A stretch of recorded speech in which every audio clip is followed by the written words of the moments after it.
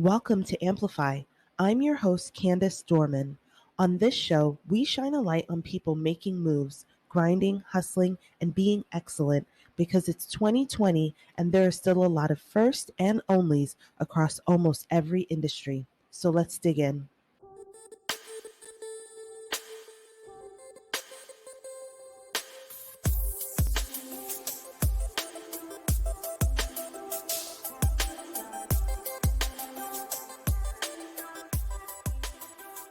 Our guest today is from Shanghai, China, and moved to Chicago at the age of 7, knowing only 2 words of English, hello and mouse.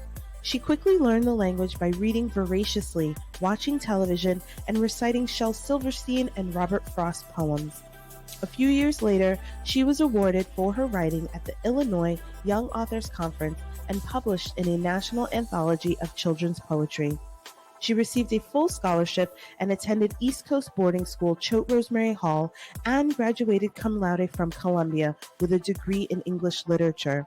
With a passion for entertainment, she has been involved in many aspects of television. She worked at a hedge fund while pursuing creative writing until she got her big break, and now her credits include a season on Fox's Sleepy Hollow and 3 years on the CW's Dynasty, where she was most recently a co-producer. Francisca, welcome to Amplify. Francisca, Hi. welcome to the show.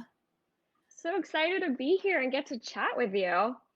I know, this is so exciting. I love that when I think about who I want to talk to and what I want to learn about, I don't have to go that far to find so many incredible people that are in my sphere, my life. Like, we went to the same high school together, and we had the same scholarship. We got there doing in the same way. Can you remind me, are you 02 or 03? 02. 02. Yeah. So we were there almost the whole time together. It's hard for me to remember the split between 2, 3, and 4, right? Yeah. And it was a long time ago. But still, I'm really glad that it was so easy to, in olden days, it would have been pick up the phone, but it was so easy to reach out over email and get you to come and talk to us on the show about being a fancy television writer. It's really much less glamorous than it sounds, I think. But it's a fun job for sure. Absolutely. So why don't we just jump right in? Why don't you tell us how long you've been writing and how you got into writing for television? I've been writing a long time, and I think, part of it's having come from Shanghai and not speaking the language. We moved to this very white, blue collar neighborhood in Southside Chicago. And I had nothing in common with anybody, and again, barely spoke English. And I think one of the commonalities I found was television and film, and it was also a way to learn English.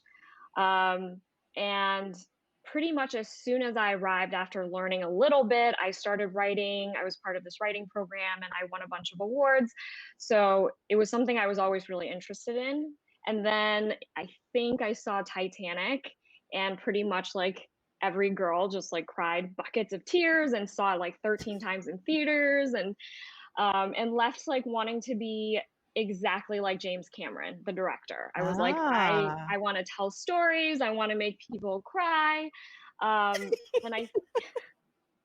not knowing that he actually did make people cry, because he kind of was mean, but I just fell in love with movies. And then when I went to Choate, I still wanted to do that. But of course, being, I think, the daughter of immigrants and being an immigrant myself, that was not super accepted. So I spent a long time convincing my parents I really was going to go into genetics.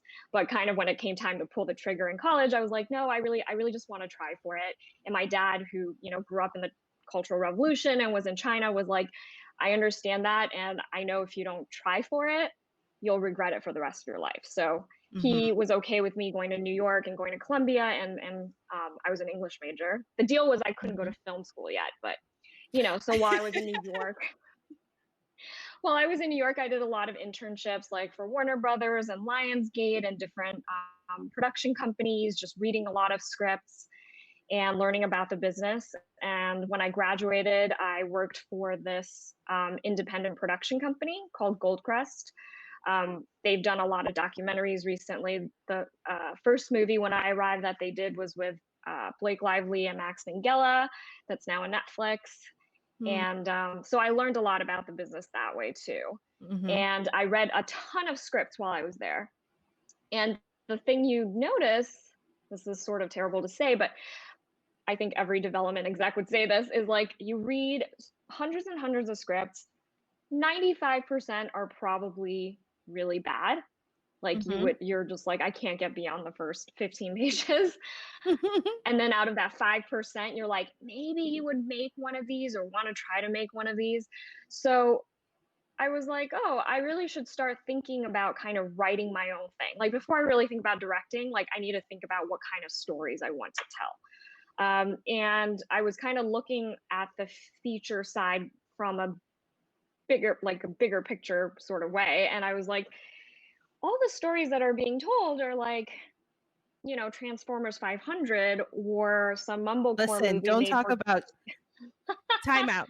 Don't you dare talk about Transformers. Carry on.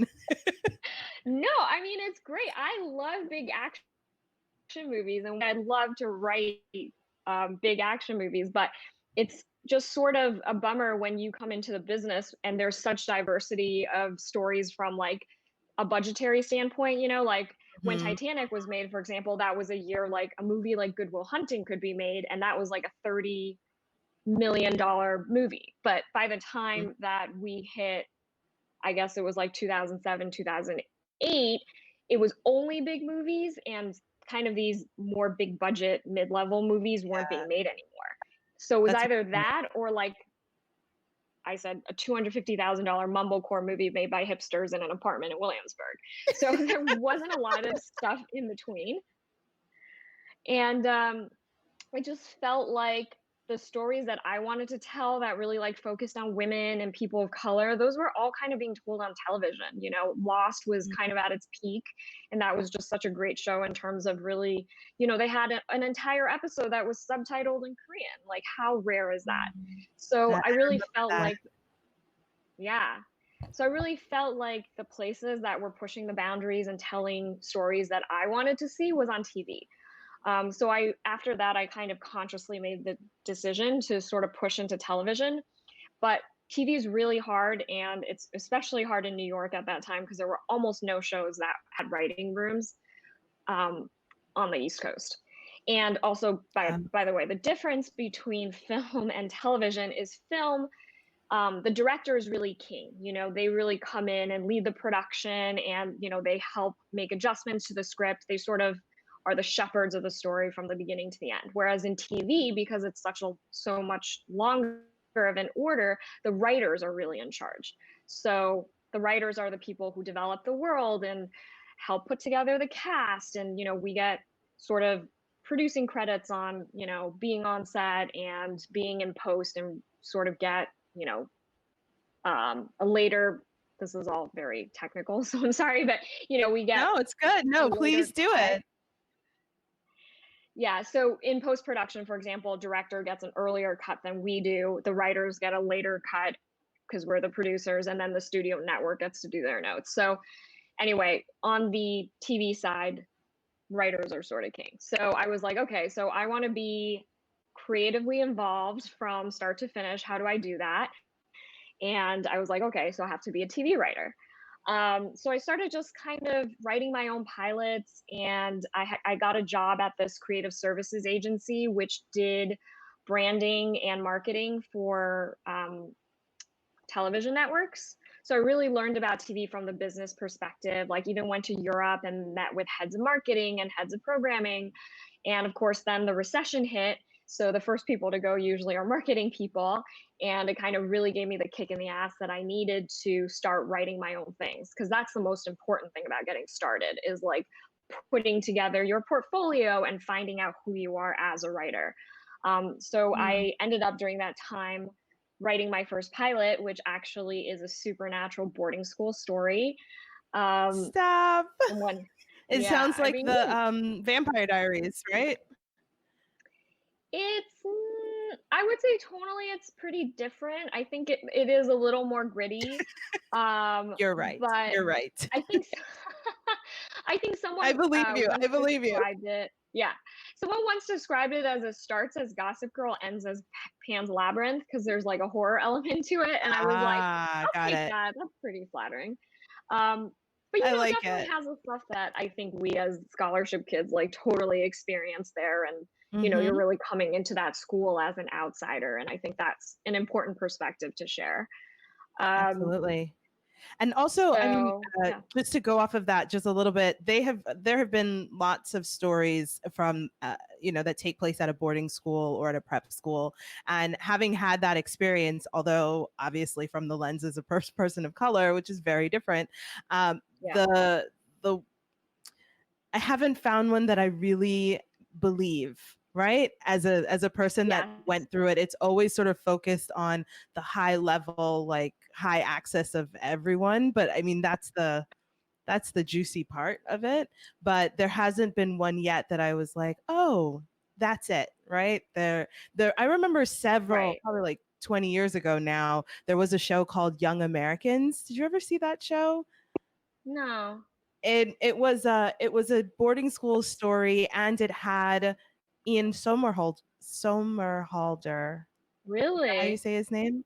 Yes, he was one Summer of the Holder, leads of yeah. it, and I saw it more, I saw it like it was right before Dawson's Creek, and so it was like it was in that Ah, vein. You know what I mean? Like that kind of storytelling, that kind of world, except it was in at boarding school. Anyway, that's a total distraction. Please get back to what you were saying. no. I mean, you're totally right, and I think that is why I wrote that pilot because there are those stories like Harry Potter or the Magicians that has the sort of magical boarding school thing, and then there are like that book Prep. I think 15 people have tried to make a show out of that. That's really kind of focused on like the wealthier white kids, and Mhm. and there weren't stories yet of like I don't know, a scholarship kid or somebody who didn't have the same level of access and are trying to break into the school, right? And Right, be and isn't the successful bad there. guy, or isn't the kid who's coming to Right. cause problems, or you know what I mean? Or isn't like the Yeah. hot scholarship boy, right? That's just coming to Right. cause a problem for the rich Totally. girl. Oh my God. Even though that's like, there were totally those stories. I was going to say that was the first pilot I had written, and it kind of won some awards and, was out there on a couple of, best of lists or whatever. So off of that, I started looking for agents and managers, and took a very long time. I mean, I come from a marketing background, so I think that helped. Like, I put together an Excel spreadsheet of probably about 150 agents and managers I was going to target, and just reach out to them with like a form letter about how people love the script. I had like little quotes from my friend who worked at ABC, and my friend who was an editor at Random House, almost like a movie poster, and sent that out and actually got like a pretty good response. Like 25% of the people that I sent it to wanted to read it. And probably 6 months later, I got my first agent who was coming out, who had clients in New York. So we had met. And then I started coming out to LA because he started setting meetings here, and I met a ton of people. And even after that, I still think it took 6 years before I got my first job. No, maybe 5 years. Wow.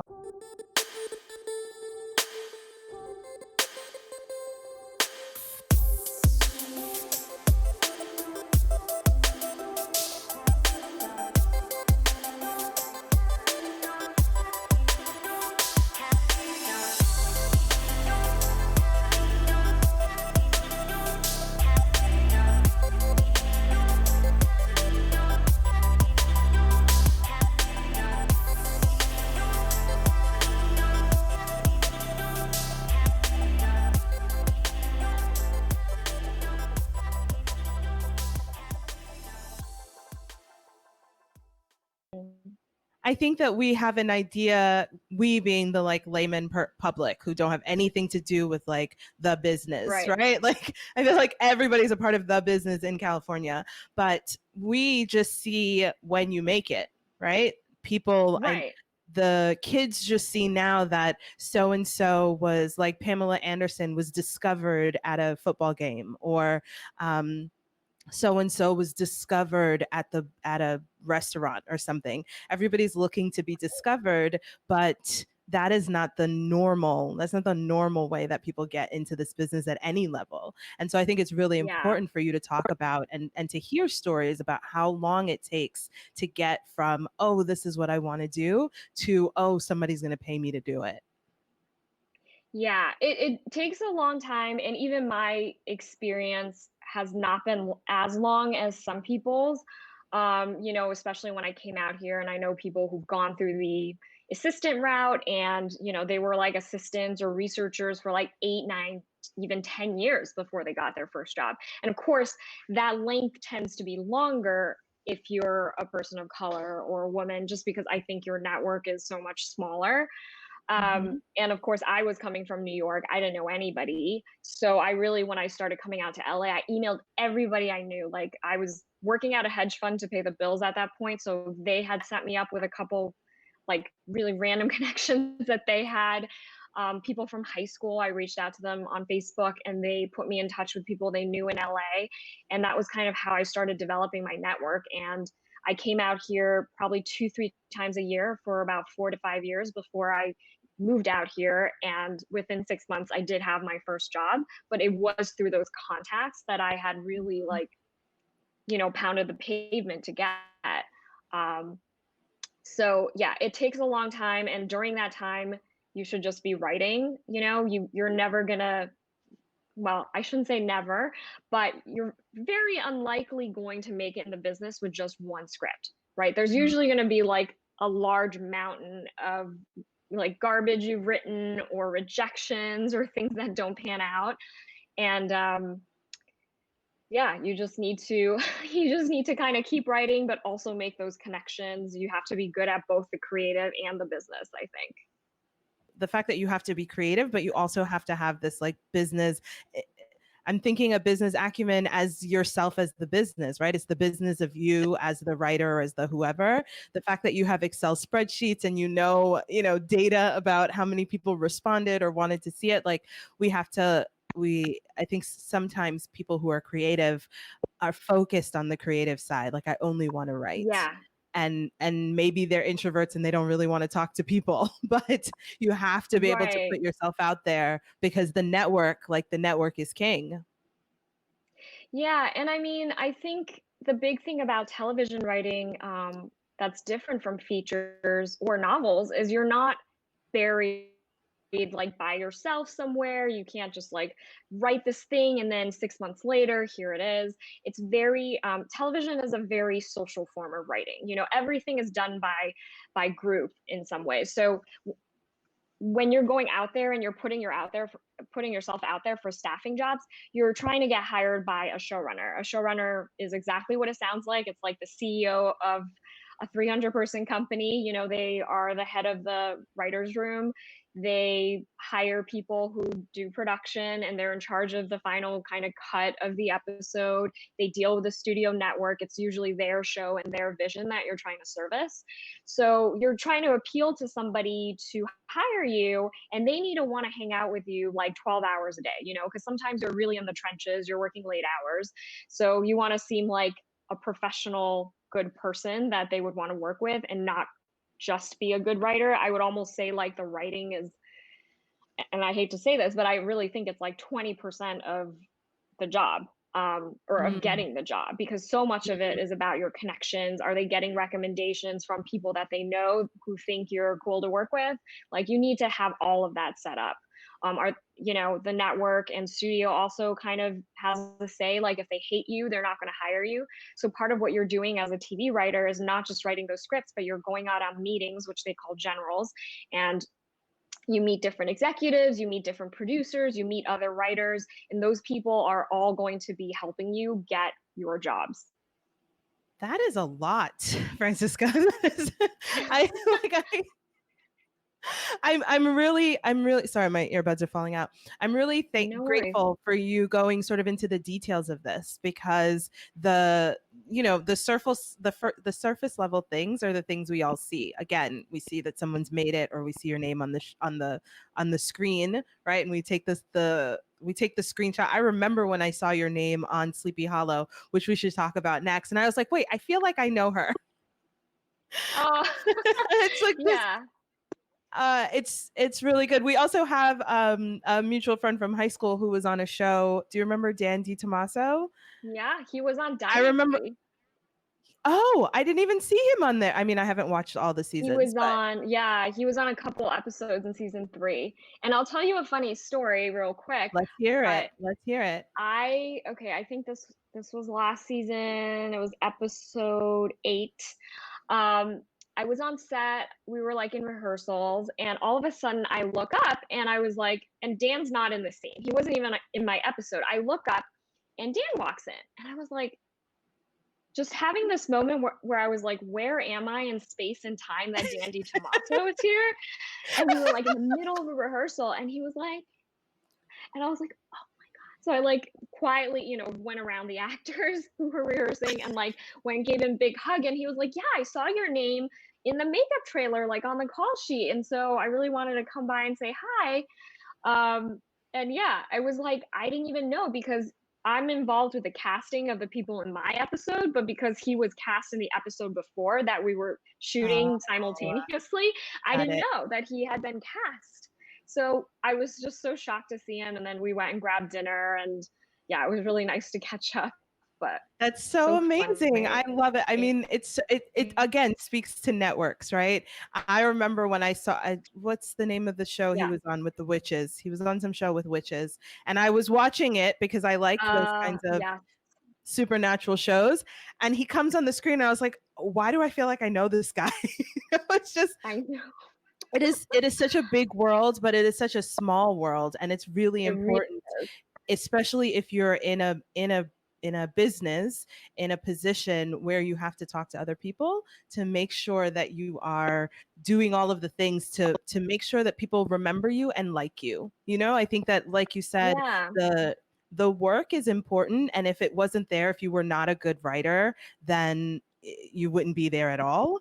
But everyone's a good writer. It's or everyone's a good actor, kind of, right? It's the extra stuff that you bring to it, right? That makes you stand Yeah. out from the other people. I think that's important for Yeah. people I to mean, know. for sure. And I think writing, acting, all of those things are a little hard because there is to a certain extent a taste element to it, right? So it's not like I was watching The Last Dance, the documentary about Michael Jordan and the Bulls, because I'm from Chicago and was like a really big fan at the time. Yep. Anyway, I was just like, wow, he's so undeniably amazing at what he does, right? Whereas writing, it's not that concrete. It's not like you score a number of points and you're really good at this. It's kind of like who likes your writing. Some people might not respond to your writing, and it could just again be a total taste thing. So yeah, so the writing is kind of a small part of it, and because TV is so social, it's very very collaborative.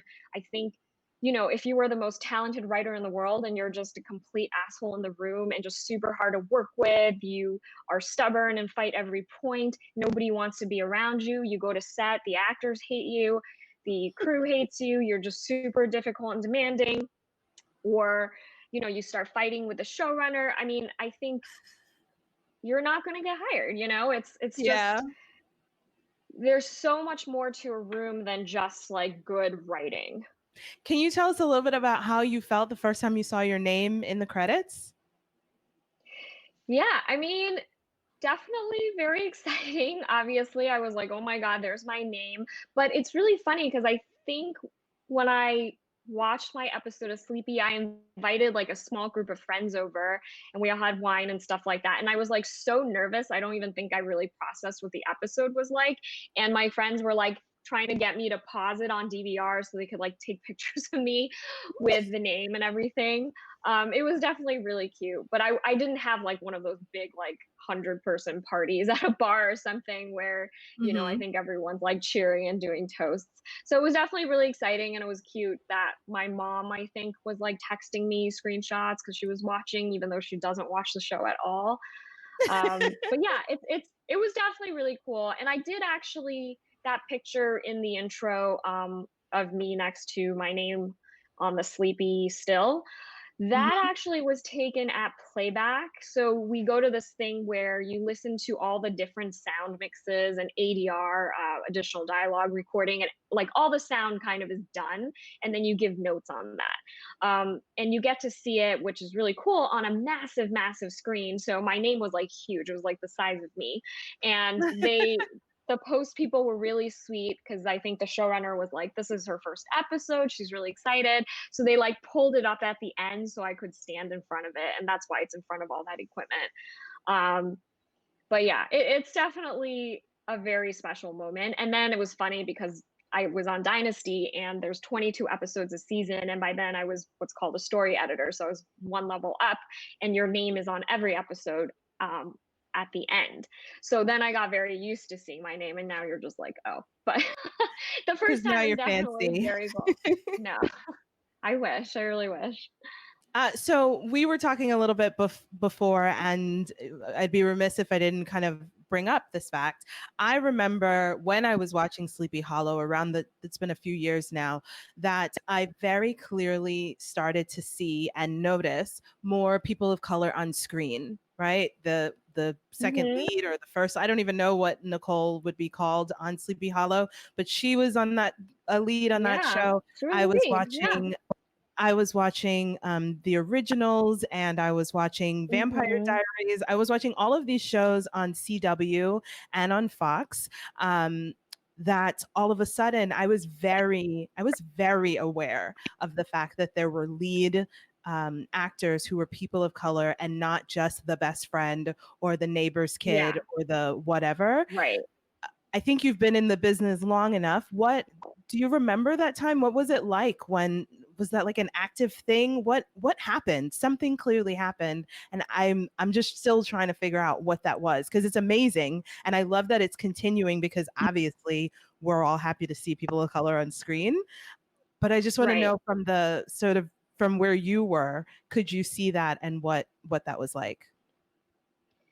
Honestly, I think it was pretty incremental because, you know, even before I started on Dynasty, right? Like I was talking about Lost, and I think again that show was so crucial in terms of Mhm. how representative it was. I mean, of course, the main three leads are, or four or five, are like all white, but I mean, we all loved like Rose and Bernard, and you know, the God, I forgot everyone's name, and I'm so sorry, but you know, the Korean That's okay. couple, and like it was just like you really did see people of color on screen, and that was really cool.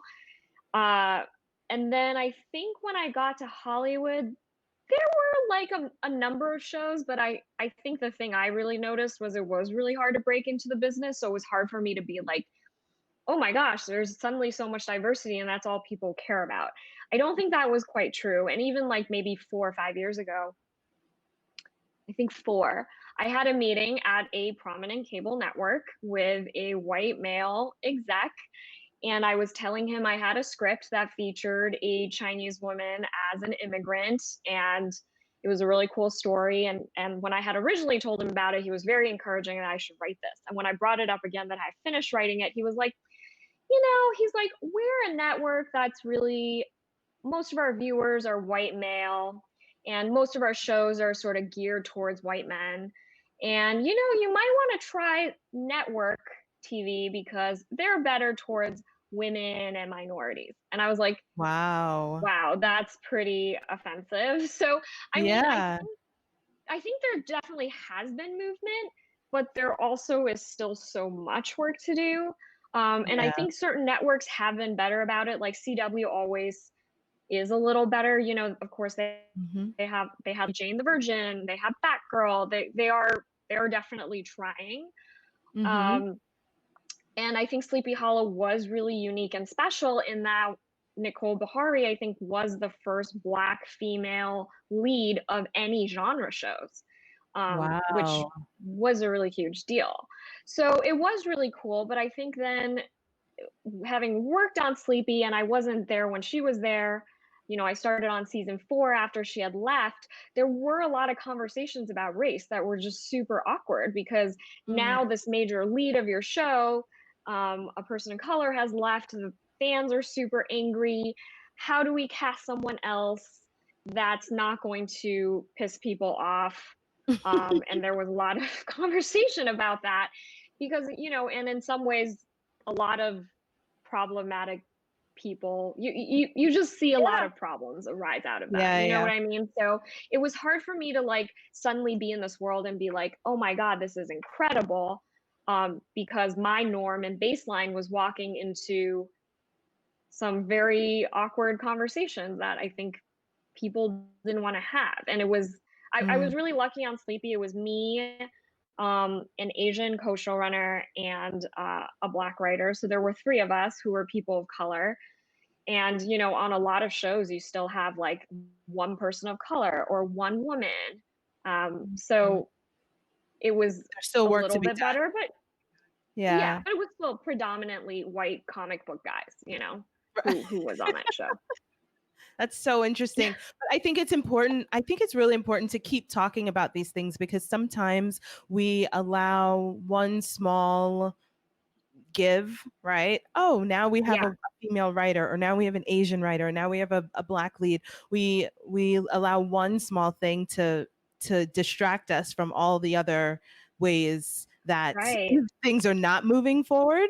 And so while Yeah, I try to be I remember to be grateful, right, for the movement, we still have to push to make sure that it continues to move in the right direction, and that we don't allow people to get complacent again, or else then we'll fall right back to where we were yeah. before. And I think there's something to be said. There's so much work to do behind the scenes in terms of like supporting our characters of color and making sure they have great stories. I think on both of the shows that I've been on, we've had a lot of people of color, but like, are they getting the best stories? I don't know. I think we all Mhm. have to really work hard and check ourselves and make sure that we're fighting for those people of color stories to be told authentically and well and interestingly and just as excitingly as the white people stories. Mhm. And you know, that's, I think, the whole thing on Sleepy Hollow was like we had this really very talented lead, and I don't know if we did all the work that we probably could have. I don't. Again, this was when I wasn't there, but like to Right. really tell all the stories that she probably wanted to be told. Mhm. The like for example on Killing Eve, they just got dinged because they tweeted a photo of their writers' room and it's an all white room, which is kind of weird also because Sandra Oh is Korean, so the fact that they had like no Korean or Asian writers at all seemed a little odd. But Mhm. I mean, of course, she's doing the work. She's an executive producer. She's layering in little things. I mean, she gave some interview where she talked about like how she takes her shoes off before she enters a room, and that was kind of an homage to her like Asian culture. And I Mhm. think there's something this season where she's like making Korean food. So like people are doing as much work as they can to layer stuff in, but I do think we need to do more work making sure like our rooms are representational, and not even if it's like an all white show, I think you should still have people of color because I think that's going to make your stories richer and more interesting and more true to the world. Mhm. um but yeah, there's Which just so much work to do. Let's talk about Dynasty. Okay. So we've talked a lot about Sleepy Hollow, and I really enjoyed that show. That is a show, if I'm going to be 100% honest, I watched the first probably 2.5 seasons. I didn't actually see Sure. at the end of season 3, but I got really into it. And then about halfway into season 2, it was too scary for me. Like I couldn't, like I was having Oh nightmares yeah. about it. And so I had to stop, but I really, really enjoyed that show and the storytelling, all of it. So then now you're on Dynasty, and Dynasty is not a show, Francisca, if I'm 100% honest, that I had any interest in watching. Okay. That's It's totally fair. It just Yeah. is not, I have never clicked to it. Now I have seen 2 episodes, I think, because I know you and because I wanted to see what was going on. But it's exactly what I thought it was going to be, right? And that's not that's not a ding, or it's like it is what it is. And Right. and I want Yeah, to talk to you a little totally. bit about, because we're talking about having writers room reflect, right, the story, and this story, the Dynasty story, is really white and really fancy, and you're none of those things, right? I mean, you might be a little bit fancy, but you're not, right? And so um, I'm just wondering, like, how are you so good at yeah. writing these the story? I have a little bit of an idea about why you're so good, but you Well, tell me. I mean, here's the thing. I feel like, so first of all, the Dynasty Room is really inclusive. Like it actually probably is one of the more inclusive rooms I've heard of in Hollywood, aside from, shows that are predominantly people of color, where they're like, we have almost all Black writers or all Asian writers or all female writers, but Dynasty was like a really good split, especially, I think, I mean, there was a period where, people got changed in and out, so it wasn't always true, but we had at least 3 to 4 people of color. We had, people who are members of the LGBTQ plus community. We had a lot of women, like half or more were women, I think. But anyways, for the most of season one, it was, in terms of, I guess, the race breakdown, it was me, a Brazilian writer, and a Black writer, because we did have Latinx writer. We had Latinx characters and we had Black characters. We were not as good on the Asian front, um, but yeah, I mean, I think, as a person of color, I don't only write my person of color experiences, right? Like, and I think this goes back to what we were talking about in terms of like equality and the work that the industry actually still needs to do, which is, I think nothing's going to be equal until like people who look like us are writing, I don't know, Marvel movies that star white people. And I think as a person of color, you're very immersed in the white world. Like you have to empathize with the white world and what they're going through. And um, I think we've had to just do that our entire lives to like survive and adapt in America. So I think generally Mhm. a person of color actually really has an interesting and unique viewpoint on white America. So I think it is important to hire people of color into your room just for that reason, even if the show doesn't star other people of color. Mhm. And also, yeah, to I think this is what you're alluding to, but obviously the two of us went to a boarding school that was very, very white and very, very rich. So I think those people incredibly well. And then, I went to New York and I went to Columbia and worked at a hedge fund. So I think my experiences in America have been predominantly in white worlds. So, definitely a familiar sandbox to play in. Right. That's a good way to put it. That's definitely a good way to put it. And then as we close, Francisco, what kind of encouragement would you give to someone, a creative out there who, especially during this time, is trying to figure out how to get into the business, right? Whatever aspect of the business, Right. um, or is in it, but is in that undiscovered time. How would you encourage people to keep going? Well, I think there's so many resources now. Not all of them work, but I think there has been in recent weeks been a particular interest in trying to amplify Mhm. voices, especially voices of color. So, Mhm. I would say the first thing to do is to write a really great pilot. If you want to be in TV, if you want to be in features, obviously write a feature, but write a really great piece of material and then do everything you can to reach out to people, even on Twitter. Like people, like professional writers are actually offering to read um, uh, writers from, underrepresented communities and trying to like put their name out there, because that is how you're going to get your first job. It's usually going to be through other writers. So I think there are opportunities to be heard, even if you're not living in LA or New York. And really, yeah, use social media, try to apply for the studio programs, though I think it's not a perfect system. Like each studio has these, they used to be called like diversity programs, but I don't think they call them that anymore. And they do take people who are white. But essentially they take around like 8 to 12 people a year, and they mentor them and they help them write a pilot, and then they will get them staffed on a show, and they pay basically your salary. So for shows, it's like getting a free writer, getting a free brain on the show, which is fantastic. The issue is a lot of times those shows just see that person as a free writer and they don't promote them. So at the end of the year, they get rid of them, and then that person has to find another job, and then they get another free person. So it's a little bit of a problematic program, but again, it is one way to get your foot in the door. So that's also something to look at. But I really think the biggest thing is writing and just connecting with people, because that's really what you have to do. It helps to move out to LA for sure, because a lot of people are going up the assistant route. Like, for example, on Dynasty, we did actually every year we promoted a white person to the staff from the assistant pool.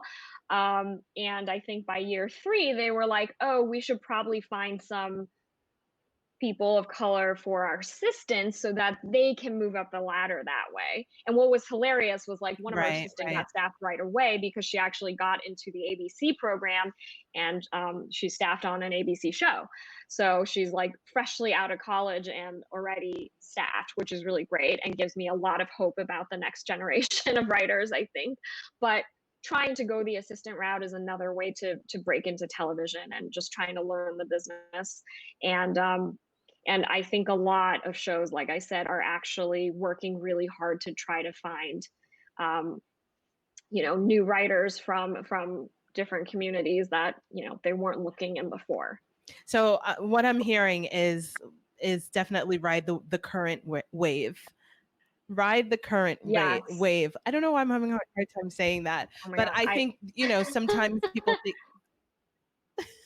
Sometimes we could think about like taking advantage, or I don't want to just be looked at because right now people are looking at people of color, but Yeah, I hear we that. don't know when they're going to look away, right? We don't know when this wave is going to Right. end. And so I think what you're saying, and definitely what I'm thinking, is that we should all find ways to get to ride this wave, because a lot of times people of color just need the exposure. We just need someone to Yes. like just pull you into the room, or just pull you Yeah. into a conversation, because then you can shine on your own, right? If you've got a good script, it will be Right. good. You Exactly. just it doesn't help to be good and never be seen. Yeah, and I think it's so funny. I think we think about this, but like I'm like, would a white guy ask why he got this meeting or why he got this job? And I'm not sure they would. Like I feel like we Yeah. always question, like, No. am I only here because I'm a person? Like I'm in the middle of like pitching a movie, which will Imposter. probably go nowhere. 'Cause, yeah, it's the imposter syndrome. And all of a sudden, this like really big producer wants to hear my pitch. And I'm like, why would he want to hear my pitch? Is it because I'm a person of color and now they don't know enough people of color and they want to hear? And I was like, you know what? It doesn't matter. Like, it doesn't matter how you got that foot in the door. It's just important to, as you're saying, like take advantage of that moment, because you still have to prove yourself. Like once you're in the door, you still have to prove that you're Yep. good. We've just never had those opportunities before to Yeah. like even get your foot in the door and be heard. So, and I think, I don't know if you've ever watched Master of None, but there's this episode where Aziz Ansari, I think, God, he's talking to somebody, and he was like, oh, I'm worried. Like he has this opportunity and he's like, I'm really worried I'm playing the race card. And the guy's like, charge it to the race card. And I know that's a weird thing to say, but I I like think it's, that. you have to use what you've got, because it is, this business and many businesses are super, super hard. And that doorway is open to many more white people than it is to you. So like, however you get your start, I think you just have to take it. that. Charge it to the race card. Well, Francisca, it has been a pleasure talking to you. It feels like I saw you yesterday, and it's easily been 15 years. Oh, So I know. it's been a So long time. crazy. Well, you look great, and I'm so proud of you. So do I'm you. so proud of you, Mm. and I'm so excited for you. I am rooting for you and hope to see your name in the big lights very soon. Aw, I can't thank wait to hear more you. about this feature. I'm sure it will get somewhere. Knock on wood. We'll see. Features are even harder to make than TV, I'll say. But you know, I it's I a can great imagine. I can experience, and imagine. yeah. So are you, I know I said we were closing, but is Dynasty's season finale happen? So are you in between seasons? Do they have another season coming up? They do have another season coming up. I actually decided to move on from the show. And this happened Mm. kind of before the pandemic, and of course, it's now a slightly weird time to move on from anything. But I think I was just really excited to see what's out there. You know, I feel like I've gained enough credits to kind of be taken seriously, hopefully. And there's so many shows Mhm. on air right now. I think there's like 500. There's such a demand for content. And that's why I also encourage more writers of color and people who are thinking about it to really jump on board, because I think we do need those voices, because there are so many shows being made. Um, and Mhm. yeah, I kind of wanted to learn how to write something different and work with different people and think about creating my own show. So it's That's exciting. great. It's a weird time, but I am also excited to get back to the hustle, because I think, you know, nothing's as exciting as like when somebody really lights a fire under your ass and you're like, I have to make something happen. I love it. Well, when the next thing happens, Francisca, come back and let us know about it. And just know that I'm rooting for you, and we're all rooting for you. Well, thank you so much for having me. It was such a pleasure. I love getting to talk to you again and see how well you're doing. Yay, us. Yay, us. So until next time, Francisca. Bye.